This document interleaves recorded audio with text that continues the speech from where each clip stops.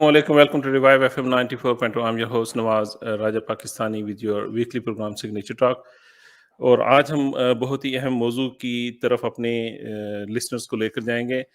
जैसे कि 15 अगस्त को अफगानिस्तान के अंदर तालिबान की हुकूमत वापस आई और उसके बाद बहुत सारी तब्दीलियां पूरी दुनिया के अंदर आ रही हैं और उन तब्दीलियों का असर पाकिस्तान, ईरान, अफगानिस्तान और सब खुसूसी तौर पे इन मुल्कों के अंदर बहुत ज़्यादा हो रहा है। जबकि बिलूम दुनिया के और खित्तों के अंदर भी इसका असर होगा। इसी चीज़ को डिस्कस करने के लिए आज हम अपने पैनल के अंदर लेकर आए हैं 2 बड़े ही अहम शख्सियत। एक हैं जनाब जनरल नईम खालिद लोधी साहब, सर हम आपको मैं खुशामदीद कहता हूँ, और दूसरे हैं प्रोफ़ेसर एम हुसैन आलम साहब, जो कि हिस्ट्री के प्रोफ़ेसर हैं। तो हमारे पास हिस्ट्री और जो एक आर्मी का एक बैकग्राउंड है, वो 2 बंदे इस वक़्त पास हैं और हम इंशाअल्लाह ताला देखते हैं कि अपने सवालों के अंदर से क्या इन लोगों से एडवाइस ले सकते हैं। तो सर, फर्स्ट ऑफ ऑल आप दोनों को खुशामदीद सर। जी, बहुत शुक्रिया। अस्सलाम वालेकुम। वालेकुम अस्सलाम। थोड़ा-सा पहले तो मैंने प्रोग्राम को सोचा हुआ था कि ये जो एक मौजूदा बिल अमेरिकन सेनेट के अंदर पेश हुआ है कि जिसके अंदर एक इंदिया दिया गया है कि देखें कि पाकिस्तान ने एक पंजशीर वैली का एक वाक़या हुआ है और दूसरा ओवरऑल तालिबान की कितनी मदद की है और उसके मद्देनज़र रखते हुए हम देखें कि पाकिस्तान के ऊपर किस किस्म की पाबंदियाँ लगाई जाएँ। उसके ऊपर बात करनी है। मगर उससे पहले एक जो हमारे प्राइम मिनिस्टर पाकिस्तान इमरान खान साहब का एक इंटरव्यू आया है और जो सब लोगों ने देखा है, जिसमें वो बात कर रहे हैं तहरीक-ए-तालिबान पाकिस्तान से नेगोशिएशन की। तो पाबंदियों की तरफ जाने से पहले मैं चाहूँगा कि थोड़ा-सा हम इस टॉपिक के ऊपर भी बात कर लें, क्योंकि ये बड़ा अहम टॉपिक है और इसके ऊपर बात करना हमारी पाकिस्तान की सलामती के लिए बड़ा इम्पोर्टेंट है। तो सबसे पहले तो मैं आपकी तरफ आऊँगा सर, नईम खालिद लोधी साहब के आप क्योंकि फ़ौजी रहे हैं, आपने ये सारा देखा है, निज़ाम कैसा हुआ है, कितनी पाकिस्तान ने स्ट्रगल की है तहरीक-ए-तालिबान पाकिस्तान के साथ डील करने में और अपना स्वात और पूरा वज़ीरिस्तान का इलाका जो एक यरगमाल बन चुका था इन टीटीपी के लोगों से, तो उन लोगों से हमारी फ़ौज ने बहुत लड़ के बहुत सारी कुर्बानियाँ दी हैं और उसके बाद हमने आज़ाद करवाया जिसे कहें, और फिर वहाँ पर सुकून आया और अब हम उनके साथ नेगोशिएशन करने की तरफ जा रहे हैं, पीस टॉक्स। तो आप समझते हैं कि ये हमें इस तरफ जाना चाहिए रेदर देन कि this is a good time कि we can crush them totally now? जी, बहुत शुक्रिया। तमाम आपके सामीन और नाज़रीन को अस्सलाम वालेकुम। मुझे बड़ी खुशी है कि आपने आज मुझे बुलाया और इंशाअल्लाह इंटरेक्शन हमारा अच्छा रहेगा आइंदा भी। देखिए, बात ये है कि हिस्ट्री के स्कॉलर हमारे साथ बैठे हैं, हिस्ट्री के उस्ताद हमारे साथ बैठे हैं। कभी भी आज तक ऐसा नहीं हुआ कि जीत और हार का फ़ैसला इस तरीके से हो कि जीतने वाला जब तक हारने वाले के आखिरी आदमी को ख़त्म ना कर दे, तो वो ये कहे कि जी मैं जीता नहीं हूँ। ठीक। आपने बुनियादी तौर पर एक जो पोटेंशियल है वो ख़त्म करना होता है। उसके बाद हमेशा कोई ना कोई बातचीत होती है, हारने वालों के साथ भी होती है। फर्स्ट वर्ल्ड वॉर में देख लें, कोई जर्मनी और जापान को ख़त्म नहीं किया गया था सेकंड वर्ल्ड वॉर में भी। उसके बाद ये आपने अभी देखा, ये जो अफ़गानिस्तान में हुआ है, अभी अमेरिका पूरे इलाके का चक्कर लगा कर गया है, सीरिया और इराक एंड एवरीवेयर। तो ये आप याद रखें कि हार और जीत ऐसे नहीं होती कि आखिरी आदमी को कुचल दिया जाए तो तब जाके इंसान जीतता है या कोई साइड जीतती है, ये एक बात है। दूसरी बात ये है कि मैं समझता हूँ कि जो इंडिया है बातचीत की, ये पहले बात तो ये कि ये बात क्लियर होनी चाहिए, मुझे इस चीज़ का इल्म है और मेरे ख्याल थोड़ा सा इमरान खान साहब ने इसका जिक्र भी किया है कि ये रिक्वेस्ट टीटीपी की तरफ से आई है। टीटीपी के कुछ मतलब सब की तरफ से नहीं है ये, उनके मुख्तलिफ धड़े हैं, उनमें से कुछ धड़ों की तरफ से आई है, जो कि हो सकता है मेन ना हो। अ, और दूसरी बात ये है कि एक तो ये पता चलता है कि वो कमज़ोरी की हालत में है, और वो क्यों है कमज़ोरी की हालत में? उसकी वजह ये है कि हमारे अपने तमाम मालूमात के मुताबिक जब वो ऑपरेट कर रहे थे अफ़गानिस्तान की सॉइल से, तो एक तो वहाँ की हुकूमत उनको ये स्पेस दे रही थी जो पहले वाली थी। अब जो नई इंटरिम हुकूमत आई है, वो बेशक उनके साथ कोई थोड़ी-सी एफ़िलिएशन है, सब कुछ है, इन्होंने एक-दूसरे की कभी मदद भी की हुई है। लेकिन वो उनको साफ कह रहे हैं कि हमने दुनिया से वादा किया है कि हम अपनी स्पेस इस्तेमाल नहीं होने देंगे, अपनी सरज़मीन इस्तेमाल नहीं होने देंगे, तो आप अपना बंदोबस्त करें। आप अपने मुल्क से बात करें जहाँ से आप आए हैं और जैसे भी है, उनके लिए उन्होंने जगह तंग की है। दूसरा, उनके पीछे ना रॉ रही है, ना ना एनडीएस रही है, क्योंकि एनडीएस अभी नई हुकूमत के अंडर आ गई है। और भी इंटेलिजेंस एजेंसीज ऐसी हो सकती हैं जो कि रॉ और एनडीएस की मदद कर रही थी और इनको मिलकर फंडिंग भी कर रही थी, ट्रेनिंग भी दे रही थी, पीछे से इनको कंट्रोल भी कर रही थी। तो वो सारे उनको नीचे से कंबल खींच दिया गया है और इसलिए मेरा ख्याल वो कमजोरी की हालत में। इसका कुछ लोग ये जवाब देते हैं कि देखें जी, जब से तालिबान आए हैं यहाँ बड़े हमले हुए हैं। तो मेरे बहन भाइयों, बात ये है कि वो बातचीत करने से पहले, और ये बातचीत अभी की नहीं है, ये 2-3 महीने पहले से इसके ऊपर बात शुरू हुई थी या उनकी तरफ से रिक्वेस्ट आई थी, जब उन्होंने देखा कि ये हालात इस तरफ जा रहे हैं। तो ये जो हमले हो रहे हैं, ये basically they want to create a position of strength. उनके जितने यहाँ स्लीपर सेल है, जितने उनके उनके अंदर ताकत है, वो पूरी कोशिश कर रहे हैं कि ऐसे काम करें जिससे ऐसे लगे कि हम पोजीशन ऑफ स्ट्रेंथ में है, और इस तरीके से वो बातचीत करना ठीक, चाह रहे हैं। ठीक। और अगर अगर मिसाल के तौर पे ये पूरे टीटीपी से बात नहीं भी होती, उनके कुछ फैक्शन से हो जाती है और बाकी कार्रवाइयां जारी भी रहती है, तो अब यूं देखिए कि अगर 10 में से 3 को आप अलग कर लें और पीछे 7 रह जाएं, तो ये मिलिट्री हिकमत अमली के लिहाज से बहुत बेहतर है। तो ठीक, मैं समझता हूँ कि ये बातचीत फायदामंद है इस पूरे इलाके के लिए, फायदामंद है पाकिस्तान के लिए। और जो लोग बातचीत कर रहे हैं वो इतने बेवकूफ नहीं है कि उनको ना पता हो कि पहले क्या हुआ था। एक हुँ, एक सवाल ये भी किया जाता है कि जी, पहले कई दफा बातचीत हुई है, हमेशा खराब हो गई है, इसलिए कि उसके पीछे तो लोग थे, रॉ हुँ, थी, और हमेशा उसको सबूताज कर दिया गया। इस दफा बातचीत को सबूताज करने वाले नहीं है, बल्कि उसमें मावनत करने वाले हैं। तो चलो, मेरा ख्याल है इसके सक्सेस के चांसेस भी ज्यादा हैं। हुँ। और ये जितनी भी आगे बढ़ जाती है, इसका कम फायदा भी अगर हो, तब भी ओवरऑल जो है ना स्ट्रेटेजिक फायदा होगा पाकिस्तान को। और इंशाल्लाह आप देखेंगे कि इसमें कोई नुकसान होने चलें का मैं एम हुसैन आलम साहब के पास थोड़ा-सा मुझे वक़्त दीजिएगा एम हुसैन आलम साहब। एक क्योंकि इनकी बात के अंदर से एक बात निकल रही है क्योंकि आज मैंने जनरल तारिक ख़ान साहब का जिन्होंने 2008 के अंदर स्वात वैली का ऑपरेशन मेरे ख़्याल में लीड किया था। उन्होंने आज एक पीस लिखा है टॉक और नॉट टू टॉक। तो उन्होंने जैसे बड़ी उसके अंदर बताया कि इंडिया दिया था कि दे शुड नॉट टॉक क्योंकि 2008 के अंदर कहते हैं कि हमारे लोगों को जब हमने मोटिवेट करना चाहा, तो वो कहते थे ये भी हमारे मुसलमान भाई हैं, हमने अपनी फ़ौज को बड़ा मोटिवेट करके उन लोगों से लड़वाया और वहाँ से खाली करवाया। तो कहते हैं कि अगर अब हम उनको क्रश नहीं करेंगे, तो फिर हम दोबारा अपने सिपाही को कैसे मोटिवेट करेंगे कि यार आप इनसे लड़ो? वो हमें दोबारा मौका नहीं मिलेगा। मैं सर आपसे बात कर रहा था। मुझसे सवाल पूछे जी, जी, आपने। जी, आपसे आपसे। जी क्योंकि वो देखिए, सवाल लेफ्टिनेंट जनरल तारिक साहब का आ गया तो मैंने कहा आपसे ही सवाल करूँ ये वाला। तारिक साहब की मैं बहुत इज्जत करता हूँ और वो बिल्कुल उन्होंने बाकायदा ये जंग लड़ी है, लेकिन हुँ, मैं भी उनके साथ ही था। अच्छा, और मैं प्लानिंग डिवीजन में था। हमारे ही इंस्ट्रक्शंस के ऊपर ये सारे काम होते हैं जो जनरल तारिक साहब करते थे। तो ठीक। उनका एक नजरिया है, ठीक है। लेकिन हुँ, मैंने जैसे आपको कहा है कि मैं जरा इस पॉइंट ऑफ व्यू से देखता हूँ कि जीत का मतलब हरगिज नहीं है कि आप अपने आखिरी आदमी को मार दें, और ऐसा हुँ, भी नहीं होता कि लोग कभी तब्दील होते ही नहीं है। और दूसरा, ऐसे थोड़ी होगा कि वो कसम खाएंगे जी कि हम आइंदा कभी हथियार नहीं उठाएंगे और हम मान जाएंगे। इसकी हुँ, बाकायदा कोई गारंटीज होंगी। ये वो अपने कबीलों में वापस जाएंगे, वो कबीले के सरदार उनकी अंडरटेकिंग लेंगे, और हुँ, जिस तरीके से जब मुआहदे होते हैं तो उनके अंदर आपको पता है गारंटीज होती हैं, सजाएं मुकर्रर होती हैं, और ये सारा कुछ होगा। तो ऐसे इतना सिंपल मामला थोड़ी होगा। और अभी तो ये भी पता नहीं है कि ये कामयाबी की तरफ जाते भी हैं या नहीं। अभी तो बातचीत शुरू हुई है, माशाअल्लाह। बल्कि मैं समझता हूँ शुरू होने से जरा आगे जा चुकी है, लेकिन हुँ, खत्म नहीं हुई है, अभी फाइनलाइज नहीं हुई है। तो अल्लाह। मैं उनसे इत्तेफाक नहीं करता इस बात पे कि जी बातचीत करो ही ना। और मुझे हुँ, कोई बताए ना कि क्या हुँ, यूके ने बात नहीं की थी आईआरए से, हुँ, जबकि हुँ। और उसके बाद ही फिर अमन आया ना। तो क्या जी, अभी जी। अमेरिका बात नहीं करके गया अफगान तालिबान से? तो कोई हुँ, मुझे कोई बताए तो सही कि देखें जी फलाने मौके पर हिस्ट्री में बातचीत किए बगैर और बिल्कुल अगले को बिल्कुल प्लस्तर कर दिया था, उसके बाद अमन आया था। ऐसे कभी भी नहीं होता। श्रीलंका में भी आखिर में बातचीत हुई।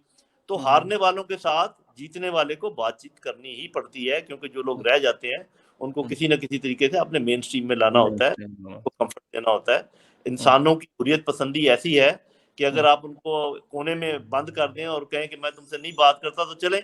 वो अगर मिसाल के तौर पे अगर हमारे और 5, 10, 15 लोग भी शहीद कर दें और हुँ, हम शहादत में थोड़ा सा बच जाएं, तो हुँ, क्या हुँ। ये कोई अच्छी बात नहीं है? मैं समझता हूँ हर लिहाज से बेहतर है, ये और भी तारिक साहब की इस बात से मैं इत्तेफाक नहीं करता। चलें ठीक है। जी अब जी अहम हुसैन आलम साहब आप क्या समझते हैं कि अफ़गानों की हिस्ट्री आपने पढ़ी हुई है, सारी इस जंग को बड़ी करीब से देखा भी हुआ है। आप समझते हैं कि ये जो मुज़ाकरात के जैसे इन्होंने बताया कि होने चाहिए, आप समझते हैं इसका अच्छा हल निकल आएगा? बिस्मिल्लाहिर्रहमानिर्रहीम। जाना साहब की ही बात में से मैं एक बात निकालने लगा हूँ। अभी ज़ाहिर है कि मैं प्रीसेट माइंड के साथ तो नहीं बैठा हुआ था और क्वेश्चन आपने बड़ा बरमौका और वो किया है कि जो सारे लोगों के दिमाग में है कि जो मेरे स्टूडेंट हैं वो भी पूछते हैं, जो स्कॉलर्स हैं वो भी इसके ऊपर डिस्कस करते हैं, history department, political science, international relations, सब लोग इसको डिस्कस करते हैं। मैं ये समझता हूँ बातचीत होनी चाहिए। अगर अमेरिका तालिबान से बात कर सकता है तो हम अपनी टर्म्स और शराइत के ऊपर बात करें, क्योंकि मैं एक ऐसी नस्ल से ताल्लुक़ रखता हूँ जो जना साहब ज़रा मुझसे सीनियर जनरेशन के हैं और मुझसे नीचे एक जनरेशन है और मैं दरमियान में खड़ा हूँ और मैंने 79 से लेके 88 और 88 से फिर ऑनवर्ड वो जो तालिबान का पहला दौर था, उसको ना सिर्फ पढ़ा, देखा, सारा देखा और उसके बाद फिर जब वॉर अगेंस्ट टेररिज्म चली, उसमें भी अब मैंने वो सारी चीज़ें लोगों की ऑब्ज़र्व की, मज़हबी तबकों में भी उठा बैठा। तो मुझे वो जना साहब वाली बात या आपकी के वाली बात कि जब वो ऑपरेशन हो रहे थे, तो उसमें बहुत सारे ऑफिसर्स जो थे वो सोचते थे कि हमें इस एक्शन को लेना है या नहीं लेना, कि 75,000 लाशें हमारे अपने घर में पड़ी हैं। इसके अलावा क्या उसको कहते हैं, पास्ट को हम निकाल नहीं सकते। पास्ट हमारे दिमाग में भी है, हमारे ज़हनों में भी है और जो नुकसान हम तिजारत का कर चुके हैं, वो सारा भी हमारे ज़हन में है। इसके अलावा अभी आप रिसेंट देखें, ये अगर हम तालिबान से बातचीत करके अगर ख़त्म तो ना वो ख़त्म हुए हैं, इसको भी ज़हन में रख लें, ना अमेरिका यहाँ से गया है। अमेरिका सिर्फ़ अफ़गानिस्तान से निकला है, लेकिन इसी खित्ते में मौजूद है। जनरल साहब से बेशक पूछ लीजिए, ये जो आपका मेन टॉपिक है, उसी के ऊपर हम बाद में बात करेंगे कि अमेरिका क्यों मौजूद है और किस वजह से मौजूद है और कहाँ मौजूद है और वो क्या करना चाहता है। इसके ऊपर भी हम बात करेंगे। लेकिन तालिबान के साथ बात करने के मैं हक़ पे हूँ, लेकिन अपनी शराइत पे, कि हमें अपने उस माज़ी को, अपनी उन कुर्बानियों को, एपीएस को और अपने जो हमारे मसाइल हैं, उसको ज़हन में रखना चाहिए। और एक चीज़ और है, जनरल साहब इस चीज़ को ज़्यादा बेहतर जानते हैं कि इंडिया की जितनी इन्वेस्टमेंट यहाँ पर थी अफ़गानिस्तान में और टीटीपी भी उनके साथ थी और बाकी लोग भी कुछ फैक्शंस उनके साथ थे, वो इन्वेस्ट करते रहे, वो इतनी आसानी से इन्वेस्टमेंट ज़ाया नहीं होने देंगे। तो ठीक है, बात करने में कोई हर्ज नहीं है, लेकिन अपनी शराइत पे। और मैंने आपके पिछले प्रोग्राम में भी एक जुमला कहा था कि जनाब मुशर्रफ के दौर में एक नारा दिया गया था, सबसे पहले पाकिस्तान, तो उसकी ज़रूरत अब ज़्यादा है, उस टाइम पे शायद वो बहुत प्रीएम्प्टिव था। हमें अपने मसाइल और वसाइल को सामने रखकर पॉलिसी बनानी चाहिए, जो कि कमी मैं महसूस करता हूँ, बीइंग एकेडेमिया से ताल्लुक है मेरा या इंटरनेशनल रिलेशंस पढ़ाता हूँ, तो मैं समझता हूँ एक वाज़ेह अफ़गान पॉलिसी हम अभी तक नहीं दे सके। जनरल साहब मे बी ज़्यादा बेहतर इसको एक्सप्लेन कर सकें कि एक वाज़ेह अफ़गान पॉलिसी की ज़रूरत पिछले 2-3 महीने से मैं मुख्तलिफ तज्ज़ियात, तबसरे कर रहा हूँ कि यार एक वाज़ेह अफ़गान पॉलिसी दें और उसके ऊपर फिर स्टिक करें। हमें इस टाइम अभी 2 दिन पहले जुमेरात को क्या उसको कहते हैं, यूरोपियन यूनियन वालों का वफ़द के साथ इस्लामाबाद में मुलाकात हुई है। उन्होंने आपको 2023 के बाद जीएसपी प्लस जो स्टेटस जो है वो देने से इनकार कर दिया। उन्होंने कहा जी नई एप्लीकेशन दें। आपको चारों तरफ से प्रेशर आ रहे हैं। अमेरिका आपसे वो जो हम आगे बात करने जा रहे हैं ना, मैं आपको वहीं अभी इशारा दे देता हूँ कि अमेरिका को हमने एब्सोल्युटली नॉट तो कह दिया, लेकिन उसके ऊपर खड़े होने वाली हमारी पोजीशन नहीं है। अब हमारी इकोनॉमिक पोजीशन देखें, तो बातचीत करनी चाहिए। हम इकट्ठे बहुत सारे महाज नहीं खोल सकते, कर लेनी चाहिए। अगर अमेरिका करके जा सकता है 20 साल के बाद, तो हमें क्या प्रॉब्लम है? चलें, चलें ठीक है। We have to go to the break. इंशाल्लाह ब्रेक के बाद हम तो दूसरे टॉपिक की तरफ आएँगे, जो पाबंदियों का टॉपिक है, वो बड़ा अहम टॉपिक है। तो इंशाल्लाह मिलते हैं ब्रेक के बाद। टिल देन अस्सलाम वालेकुम।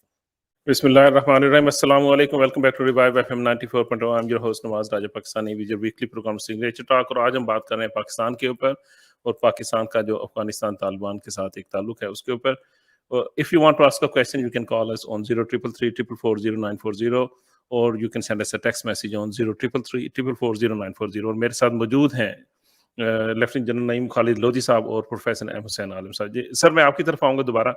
अब हम चलते हैं, ये जो पाकिस्तान के ऊपर पाबंदियाँ लगने की एक इंदिया दिया जा रहा है कि सेनेट के अंदर बिल पेश हुआ है, उसके एक 25 नंबर पेज के ऊपर अगर पढ़ा जाए तो वो लिखा गया है कि इन्वेस्टिगेट करें कि पाकिस्तान ने पंजशीर वैली के अंदर तालिबान की क्या मदद की और ओवरऑल तालिबान जो 15 अगस्त को इसके अंदर आए हैं और इतनी जल्दी से लोगों को एक शॉक लगा है, जबकि मैं तो कहता हूँ ये शॉक होना तो नहीं चाहिए, क्योंकि एक एग्रीमेंट पिछले इतने सालों से वो एग्रीमेंट की बात कर रहे हैं, तो definitely they have to come into the power, they are doing talks, that's the reason they are doing it, मगर स्टिल ये कहते हैं कि it's shocking that they come on 15th of August, they come into the power. So वो कहते हैं कि इसमें ज्यादा हाथ जो है वो पाकिस्तान का है। फिर इंडिया के चैनल ने एक बड़ी कैंपेन चलाई कि पंजेर वैली के अंदर जनाब वो हमारे पाकिस्तानी फोर्सेस बैठी हुई हैं उधर, वो तालिबान की मदद कर रही हैं। अब उस मीडिया कैंपेन को देखें और ये जो एक बिल पेश किया गया उसके अंदर जैसे जिक्र किया गया कि पंजेर वैली खास तौर पे उसके अंदर पाकिस्तान ने क्या मदद की और ओवरऑल तालिबान की कितनी मदद की, फिर उसकी बेसिस के ऊपर पाकिस्तान के ऊपर सैंक्शंस लगेंगी। तो अब क्या समझते हैं क्या होने जा रहा है ऐसा? जी बहुत शुक्रिया। हिंदुस्तान वाले जो चैनल्स हैं उनकी तो मैं खैर ज़्यादा बात नहीं करूंगा, आप अच्छी तरह समझते हैं, आपके सामने नाज़रीन अच्छी तरह समझते हैं कि कितनी उनकी बातें साबित हो गई कि वो झूठ था और फेक चीज़ें थी उन्होंने चलाई, यहाँ तक कि उन्होंने पाकिस्तान एयरफोर्स को भी दिखाया कि वहाँ पर थी। दूसरी बात ये है कि आपको पता है कि जब जाने साहब वो एक बात बीच में इंटरप्ट कर रहा हूँ, उन्होंने वीडियो गेम के क्लिप दिखा दिए कि ये पाकिस्तानी F-16 जो है ये वादी पंजशीर के ऊपर प्रवास कर रहा है, तो ये एक बहुत बड़ी एक मुज़क्का खेज बात थी। मगर मैं ऐड करना चाहूंगा उनकी ये क्लिपों का इतना तो इफेक्ट हुआ है ना कि they are giving a bill कि पंजशेर वैली के ऊपर पाकिस्तान का इनका इफेक्ट तो हुआ है ना जी। अब ये देखिए कि जब सेनेट में अंडर ओथ बातचीत की है लोगों ने, वहां पर कोई ऐसी बात नहीं हुई। जब पाकिस्तान की बात हुई उन्होंने ये जरूर कहा कि हम इन कैमरा बात करना चाहेंगे, अगर कोई ऐसी बात होती तो वो खुल के कह भी सकते थे। देखें ये आपको पता है कि बिल रिपब्लिकन की तरफ से आया है और अभी काफ़ी मराहल इसने तय करने हैं, आगे से गवर्नमेंट के लोग मिलते हैं, साथ नहीं मिलते, ये अलग बात है। मुझसे अगर आप पूछें, अगर वो सच्चे तरीके से इस बात को इन्वेस्टिगेट कर दें तो मुझे कोई इतराज़ नहीं है, मैं खुश हूँगा, बल्कि अच्छा है वो इन्वेस्टिगेट करें, क्योंकि हमें मालूम है कि हमारे हाथ साफ हैं, कोई हमारा हाथ नहीं है इस किस्म के किसी काम में। और जो तालिबान की मदद जिसको वो कह रहे हैं, वो इसके अलावा कि हमारे कम्युनिकेशन ओपन थी तालिबान के साथ, उसमें ये भी हमें इनकरेज करते थे क्योंकि इनको फ़ायदा था हमारी कम्युनिकेशन ओपन का, और पूरी दुनिया ने देख लिया कि अगर ये कम्युनिकेशन हमारी ना होती अफगान तालिबान के साथ तो उनसे बातचीत कैसे होती, उनको टेबल पे कौन लेकर आता, उनसे चीज़ें कैसे मनवाई जाती। तो ये सारी बातें जो है ना वो अपनी जगह है। दूसरा ये है कि ये जब खुद मान रहे हैं, उन्होंने कह दिया कि एक ये डिफीट है, स्ट्रेटेजिक डिफीट है, तो उसमें तो कोई ऐसी बात बनती नहीं है। फिर आपने वो थोड़ा सा जो कहा कि लोगों को यकीन नहीं आ रहा, देखिए बात ये है, ये जो जिस तरीके से कंट्रोल हासिल किया है तालिबान ने, इसको अगर मैं ये कहूँ कि ये पॉलिटिको मिलिट्री कू था, it was not a military operation. Military operation कोई भी बड़ी से बड़ी अगर आप फौज वहां ले आए तो पूरे अफगानिस्तान में इस तरीके से एक हफ्ते के अंदर अंदर नहीं छा सकती। वो जब से इनके मुआहदे हुए थे, ये अंडरग्राउंड सबसे बातचीत कर रहे थे। और ये भी मैं आपको क्लियर कर दूं कि ये किसी भी आप फौजी से भी पूछ सकते हैं, हिस्टोरियन से भी पूछ सकते हैं कि इतनी बड़ी मज़ाहमत की कोई भी मूवमेंट बगैर वहाँ के लोगों की मदद के बगैर कामयाब नहीं हो सकती। तो जो लोगों का ये ख्याल है, जो इम्प्रेशन देने की कोशिश कर रहा है वेस्ट कि जी लोग उनके साथ नहीं हैं, ये बिल्कुल एक ढकोसला है। लोग उनके साथ नहीं थे मेरे भाई। अगर किसी शहर के छत के ऊपर आप 10 बंदे भी बिठा दें ना बंदूकों वाले, तो उस शहर को कब्जा करने में 1 हफ्ता लग जाता है। तो कैसे शहर के शहर उनके इस्तकबाल भी कर रहे थे, उनके साथ मिल भी रहे थे। तो ये सारी बातें गलत है। उनको ओवरवेलमिंग सपोर्ट है अफगान अवाम की, लेकिन चूंकि आप और हम सिर्फ काबुल में बातचीत होती है, अगर मैं जाऊंगा तो काबुल जाऊंगा, एक इंप्रेशन लेके वापस आ जाऊंगा, आप जाएंगे काबुल जाएंगे इंप्रेशन लेके वापस। Kabul is an aberration, Kabul is not total Afghanistan. Afghanistan ज्यादातर उनके आबादी जो वो दही आबादी है, और वो लोग इनके साथ थे। तो मैं तो कहता हूँ कि जरूर इन्वेस्टिगेट करें, लेकिन मैं आपको एक बात बता दूं, ये प्रेशर टैक्टिक्स है। जैसे भी मेरे दोस्त कह रहे थे कि अनकरीब वो जिस तरीके से यहाँ पर आना जाओ, सही कह रहे हैं वो कि यहाँ पे उनका इंटरेस्ट खत्म थोड़ी हुआ है। लोग पूछते हैं कि वो यहाँ से क्या लेकर गए हैं, 20 साल तक क्या करते रहे। तो मेरे बहन भाई, वो 20 साल में यहाँ बहुत कुछ कर गए हैं। 15 साल पीछे कर दी उन्होंने चाइना की इन्फ्लुएंस। अगर वो इधर ना होते तो चाइना अभी तक वेल एस्टेब्लिश्ड होता है इस पूरे खित्ते में। रूस नॉर्थ साउथ, रूस इंडियन ओशन तक आना चाह रहा था, नहीं आने दिया उन्होंने पिछले 15 से 20 साल तक। तो ये नहीं कहा जा सकता वो कुछ, और अब भी उनके यही इंटरेस्ट है ना। वो सीपैक के ऊपर भी उनकी नजर है, उसको पूरा नहीं होने देंगे, कोशिश उनकी ये होगी। और वो चाहेंगे कि चाइना का असर रसूख वहां पर ना हो। ये सेंट्रल एशियन कंट्री जो लैंड लॉक्ड, जो उनके साथ नहीं है, वो लैंड लॉक्ड रहे। रूस को गर्म पानियों तक ना मिले एक्सेस, पाकिस्तान के जो न्यूक्लियर असासे हैं उन पे नजर रहे, जो ईरान की न्यूक्लियर एक्टिविटीज है उन पे नजर रहे। तो वो अब उन पे नजर रखने के लिए अपना पैंतरा बदलेंगे। उनके लोग यहाँ पे मौजूद हैं, एक दुनिया की सबसे बड़ी एम्बेसीज में से एक पाकिस्तान एम्बेसी है। आपका क्या ख्याल है कि वो लोग इधर क्या कर रहे हैं? अब ये जो आपने बात की है, ये जो बिल है, और वो एक और भी आपने सुना होगा कि वो कह रहे हैं कि हर साल जो है ना सेक्रेटरी डिफेंस एक या जो फॉरेन सेक्रेटरी उनका जो है ना वो एक सर्टिफिकेट दिया करेगा कि पाकिस्तान के असासे महफूज हाथों में है और इस किस्म की चीजें। ये सारी प्रेशर टैक्टिक्स हैं, लेकिन इसका आगे होने क्या जा रहा है, मैं आपको एक उसका थोड़ा सा जो मेरा तजजिया कहता है वो ये है कि वो पाकिस्तान में दोबारा आना चाह रहे हैं, फिजिकली आना चाह रहे हैं। वो साफ ज़रा फौजी तौर पे नहीं, वो अभी एक नया मास्क पहन कर आएंगे कि हम इन्वेस्टमेंट करेंगे, क्योंकि वो इस इलाके को रूस और चीन के लिए खाली नहीं छोड़ सकते।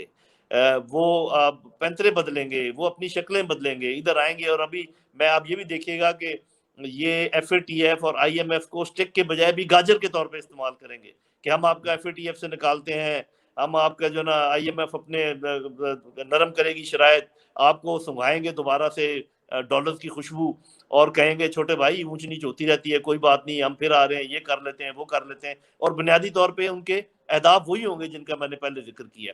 अब देखना ये है कि जो दूसरे एक मुल्क है, एक जमाना था कि अमेरिका ही दुनिया थी, अमेरिका और west of the world, but अब वो जमाना नहीं, अभी भी they are most of the world, इसमें कोई शक नहीं है। और जितने आपके ये UN के इदारे हैं, ये IMF और बाकी जो इकोनॉमिक इदारे हैं, सारे उनके ज़ेर असर हैं। लेकिन अभी चीन है, रूस है, यहाँ पर सेंट्रल एशियन कंट्रीज हैं, ईरान है, पाकिस्तान है, तुर्की है।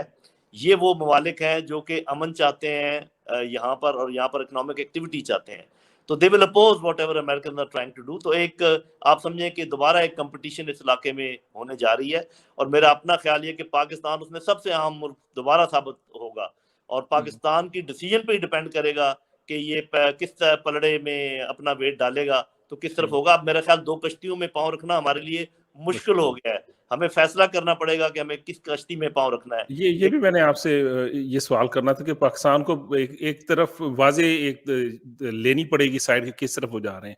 अच्छा, जैसे ये चाह नहीं रहा था, हालांकि पाकिस्तान को धक्का देके, जैसे कहते हैं ना कि फैसला करवाने की कोशिश की जा रही है, तो पाकिस्तान का फैसला फिर वाजे होगा, वो पता चल जाएगा। मैं जरूरी नहीं कि उसको मैं प्रिडिक्ट करूं, और लेकिन ये नहीं मैं मानता कि देखें अगर IMF की वजह से हमारी कोई बेहतरी होनी होती तो आज तक हो चुकी होती। तो ये जो हमें ये जो मेरे भाई कह रहे थे कि हम इस पोजीशन में नहीं है, तो अगर हम इस पोजीशन में आज नहीं है तो कल इससे भी बुरी पोजीशन में होंगे, परसों इससे भी बुरी पोजीशन में होंगे।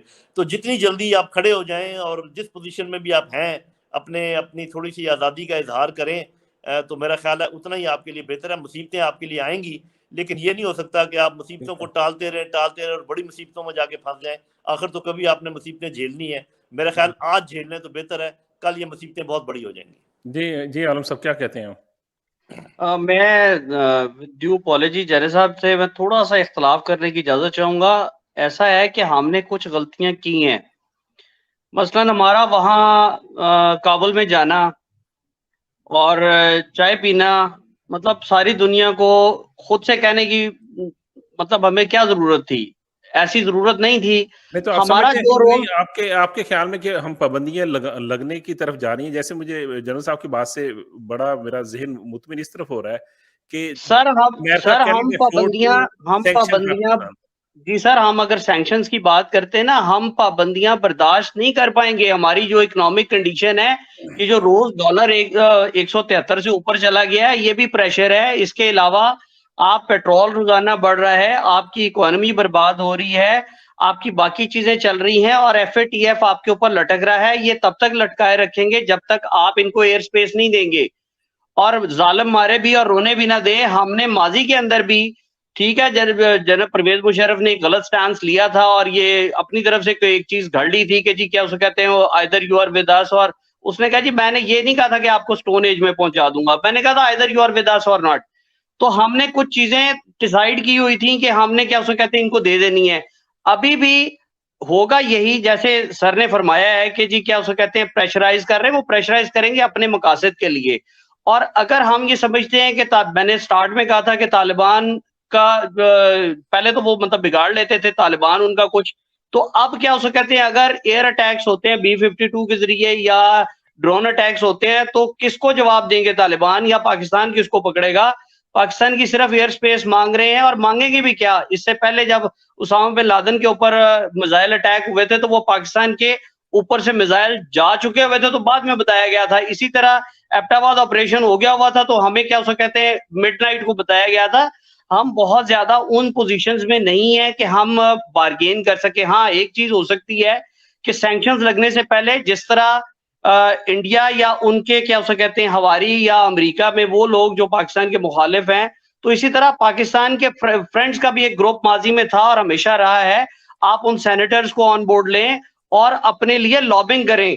हमारे जो लीडर्स हैं वो बाहर जाकर सियासी बातें करने की बजाय अगर ये बात करें ट्रेड की, एड की और अपनी पोजीशन क्लियर करने की, तो मेरा ख्याल है वो बेहतर है। अभी पिछले दिनों की बात है, इंडिया का प्राइम मिनिस्टर वहां गया था और वहां पे वो ये सारी चीजें मीडिया के थ्रू बड़ा पॉजिटिव इमेज देता रहा, और हमारे जो लीडर्स हैं उनको भी जरूरत है कि वहां जाकर अपने सियासी इख्तलाफात अपने घर में रखें हम।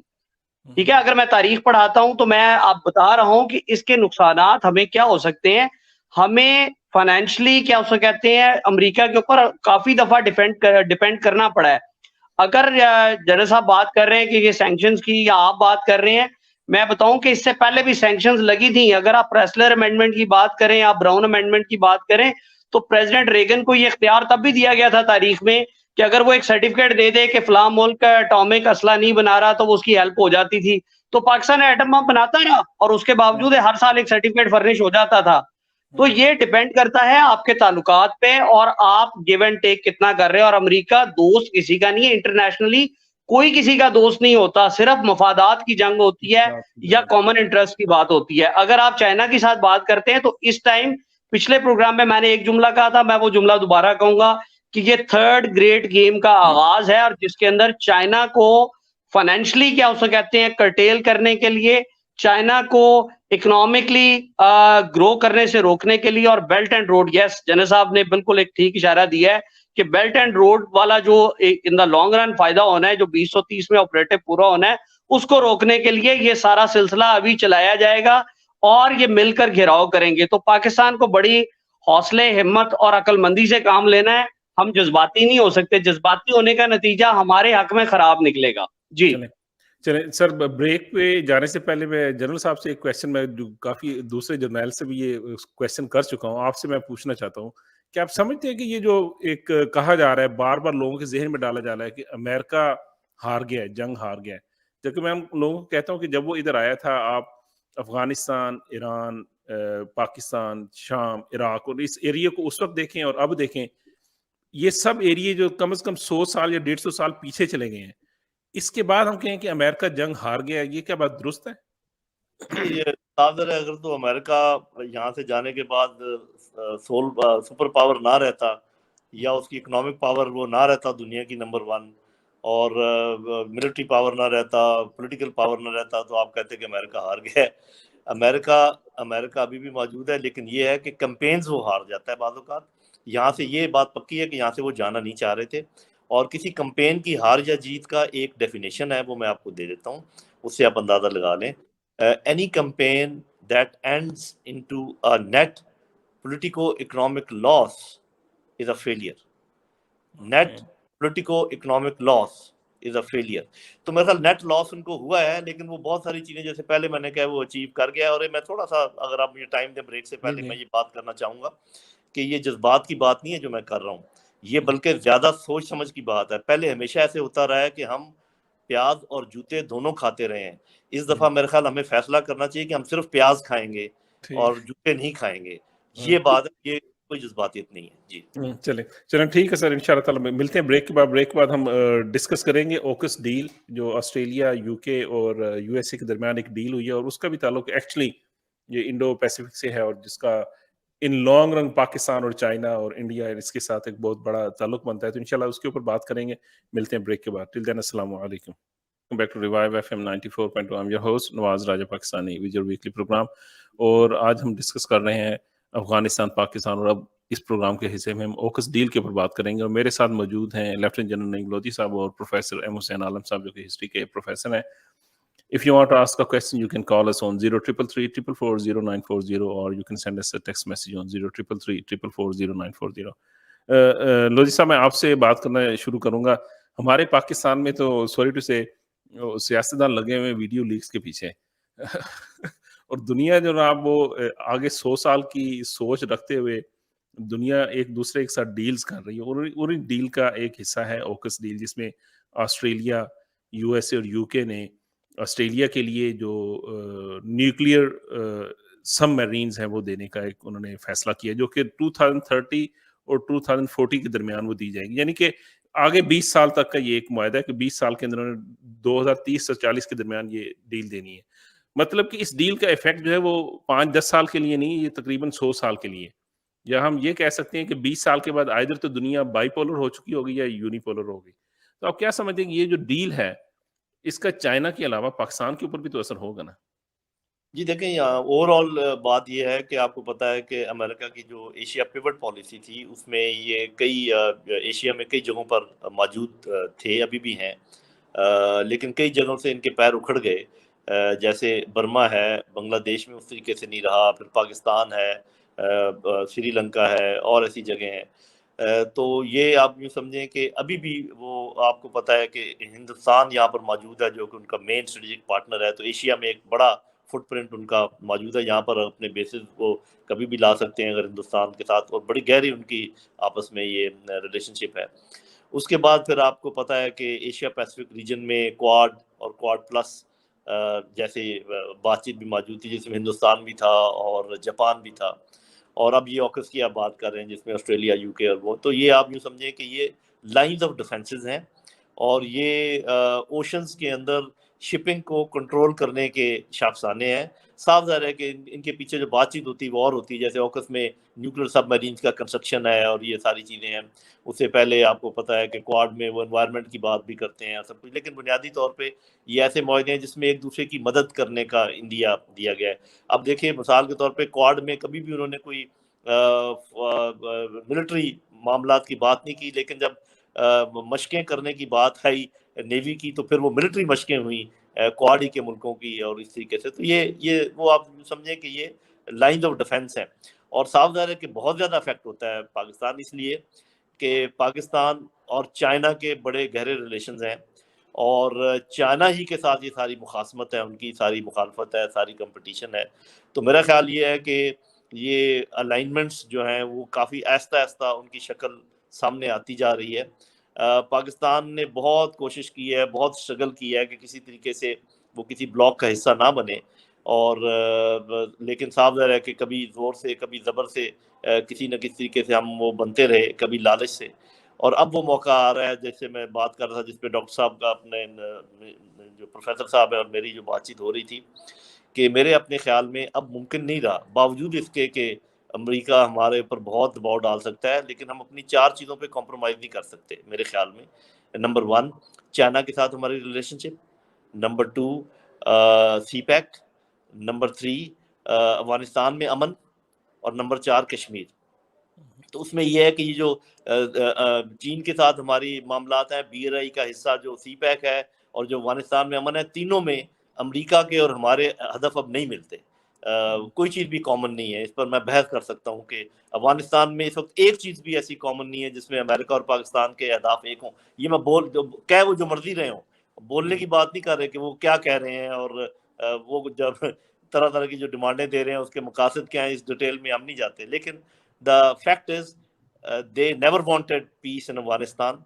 वो इसको टर्मोइल में रखना चाहते थे, और वजूहात मैंने पहले आपको गिनवा दिए थे कि उनके अहदाफ हासिल इस तरीके से होते हैं कि वो किसी तरीके से टर्मोइल में रहे। अभी भी वो दूर से उसको टर्मोइल में रखना चाहेंगे, ताकि ये जो चाइना, रशिया, ईरान, पाकिस्तान, तुर्की, सेंट्रल एशियन कंट्रीज यहाँ से फ़ायदे उठाकर नॉर्थ साउथ कॉरिडोर और आना-जाना शुरू करना चाहते हैं, इससे दूर रहे, ताकि ये क्वाड और ये जो ऑकस है इसकी नौबत ही ना आए। यहीं पर ये उनकी एक फॉरवर्ड लिसनिंग पोस्ट है, एक फॉरवर्ड पोस्चर है यहाँ पर जो उनका है। तो ये आप सही कह रहे हैं कि हमारे लोग जो है वो और कामों में लगे हुए हैं, बहुत इसको ज़हानत के साथ और गहरी नज़र के साथ इन सारी चीज़ों को देखने की ज़रूरत है। और ये भी देखने की जरूरत है कि क्या हम न्यूट्रल रह सकते हैं। न्यूट्रल रहने में अगर तो सबसे बेहतर तो ये है कि हमारे तल्लुकात सबके साथ हों और हम न्यूट्रल रहें, लेकिन अगर उस न्यूट्रलिटी का नतीजा ये निकले कि अमेरिका भी आपसे नाराज हो जाए और चीन भी आपसे नाराज हो जाए, तो फिर वो क्या डिप्लोमेसी है और क्या न्यूट्रलिटी है। तो मेरा ख्याल है कि हमें मेरे ख्याल में इस न्यूट्रलिटी ने तो हमें ज़्यादा नुकसान नहीं पहुँचाया सर। बस इस पर हम कभी अलग से बहस करेंगे। इसके फायदे भी हमने बहुत उठाए हैं और अच्छा। फायदे हुए भी, लेकिन ये है कि खास हद से हम आगे बढ़ नहीं पाए इस न्यूट्रलिटी की वजह से। बात यह है कि देखें, एक बुनियादी जो सोच है अमेरिका में वो ये है कि चीन इकोनॉमिक तौर पर तो तकरीबन उनके साथ मिल गया है, अभी टेक्नोलॉजिकली पीछे है, मिलिटरीली पीछे है, और उनका अपना ये ख्याल है कि और 5-10 साल 15 साल तक वो वहाँ तक पहुँच जाएगा। उनके स्ट्रेटजिस्ट का ये ख्याल है कि nip the evil in the bud, कि अगर आपने चीन से डील करना है, deal it now, if you deal after 5 years it will be late. तो उसका एक बेहतरीन तरीका ये हो सकता है, और ये मैं वैसे आपको स्ट्रेटजी की बात बता रहा हूँ, मेरे ख्याल आम फहम बात है, समझ जाएगी, कि जब आपने किसी बड़े को जलील करना हो तो उसके छोटे को मारते हैं। तो पहले अमेरिका हमें पुश करके चीन का छोटा बनाना चाह रहा है, ताकि पूरी दुनिया देख ले कि ये देखो सही, तुम ये पाकिस्तान को देखो, ये क्या चीज है, ये चीन के साथ जाके मिल गया। उसके बाद भारत और अमेरिका मिलकर छोटे की पिटाई करना चाहते हैं, और जिल्लत चीन की मकसूद है, और मारे हम अंदर जाएंगे, चटनी हम बन जाएंगे। तो ये बड़े सोचो विचार की बात है, बड़े गहरे इसमें मामलात हैं, लेकिन मेरा अपना ख्याल ये है कि कुछ जो लोग at the helm of affairs हैं, कुछ ना कुछ सोच ही रहे होंगे, ये अल्लाह ताला उन लोगों को ले आएगा जिनकी ये सोच होगी। तो ये ज़रा गंभीर मामलात हैं, इसमें कोई शक नहीं। ये पहले मेरे भाई भी ये बात कर रहे थे, आगे कैसे चलते हैं ये देखने की बात है। आसान बात नहीं है, फैसला आसान नहीं है, फैसले मुश्किल हैं, लेकिन जैसे मैंने ये कहा कि पहले तो ये हो रहा था कि हम एक मुश्किल से दूसरी मुश्किल से तीसरी मुश्किल में चलते चले जा रहे थे, और अभी जिस तरीके से मेरे भाई मुझे ऐसे लग रहा है कि सजेस्ट कर रहे हैं कि नहीं तुम दोबारा एक और मुश्किल में चले जाओ, मैं कह रहा हूँ कि नहीं, enough is enough, we should stand up, face everything, और थोड़े से देर में ये कुल्ज़मे खूं पार हो जाएगा, उसके बाद हम अपनी आज़ाद पॉलिसीज अपना सकेंगे। अदरवाइज तो हम डूबते चले जाएंगे, पहले धुन्नी तक थे, अब गर्दन तक आ गए हैं, अभी हमें धक्का देके नाक तक ना किया जाए, हम उभरना चाहते हैं। जी, जी, जी, आलम साहब आप क्या कहते हैं? वैसे उनकी बात से मैं कहता हूँ जब तक कोई भी बंदा ज़िंदगी में वैसे स्टैंड ना ले तो वो रहता नहीं है। बिल्कुल यही कौमों के अंदर भी ऐसे ही होता है। राजा साहब आपकी बातें बड़ी दिलचस्प हैं, और जनरल साहब भी बातें लगी लिपटी रखने की बजाय खुली खुली कर रहे हैं कि पहले हम तुनी तक थे और उसके बाद हम नाक तक आ गए हैं। और चूंकि मेरी डोमेन पॉलिटिक्स नहीं है इस टाइम, पढ़ाता तो मैं हिस्ट्री हूँ, पॉलिटिक्स नहीं है इस टाइम, वरना मैं बहुत सारी बातें और भी दिल की हैं जो करना चाहता हूँ। बहुत सारी गलतियां मैंने अर्ज की है ना स्टार्ट में कि हम कर रहे हैं। एनीवे ऑकस की तरफ आते हैं, तो बात यह है कि जंगें जो है ना वो पूरी दुनिया के अंदर अब कन्वेंशनल वॉर्स को साइड पे रख के इकोनॉमिक्स की होगी। अगर कन्वेंशनल वॉर्स होती भी है ना तो उसके पीछे इकोनॉमिक इंटरेस्ट भी होते हैं। और चाइना के बारे में जो पिछले 20 साल से कहा जा रहा था ना कि एक वक्त आ जाएगा कि पूरी दुनिया की इंडस्ट्री के ऊपर ताला लग जाएगा और ताले पे भी मेड इन चाइना लिखा होगा। आप अमेरिका चले जाएं, आप इंग्लैंड चले जाएं, आप कहीं चले जाएं, मैं रिबॉक के शूज लंदन से लेके आया, उसके नीचे भी मेड इन चाइना लिखा हुआ है।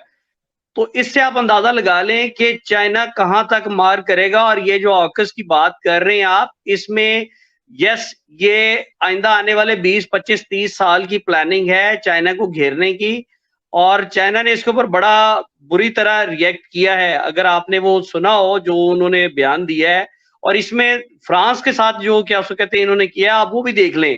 तो ये सारे इकट्ठे हो रहे हैं अपने इकोनॉमिक इंटरेस्ट के लिए।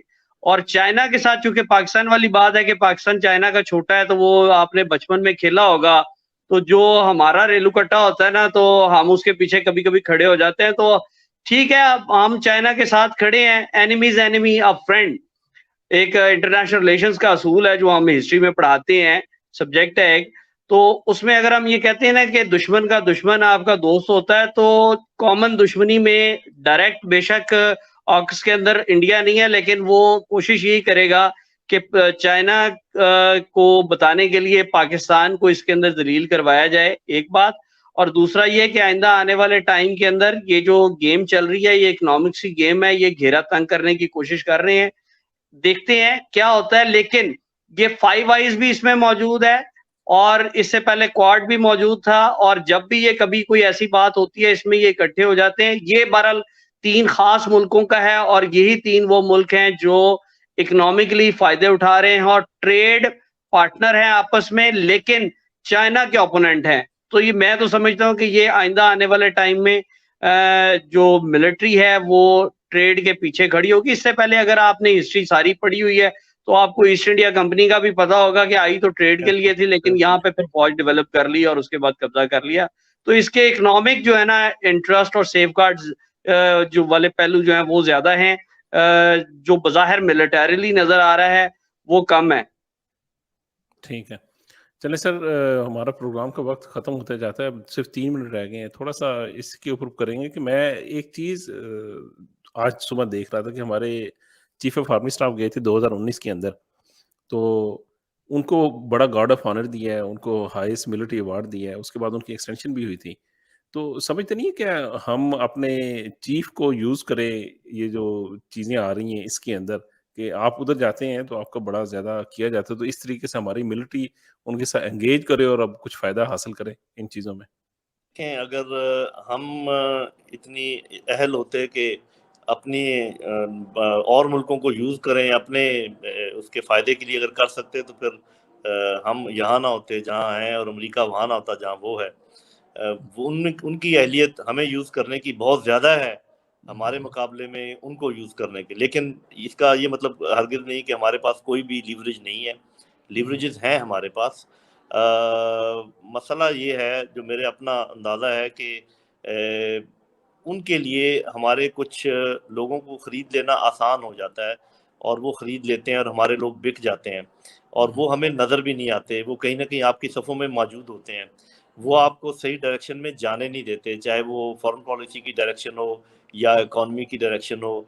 इसलिए ऐसी चीज़ें जो कि आपको और मुझे और अंधों को भी नज़र आ रही होती हैं कि ये ऐसे होना चाहिए, उसके बावजूद अगर आपको होता नज़र नहीं आता है, तो ये ऐसे नहीं है कि वो उनके दिमाग में लॉजिक नहीं है या उनको समझ नहीं आ रही। वो ऐसे है कि ऐसे लोगों के घेराव में वो बैठे हुए हैं जो सही फैसले कर नहीं पाते या उनके कान भरे जाते हैं, उनको इधर-उधर जैनब से। साहब आपने बहुत बड़ी बात की है, जो आपने बात की है ना विद इन द वर्ड्स, यकीन करें ये बड़ी सोने से लिखने वाली बात है अगर कोई समझ ले तो।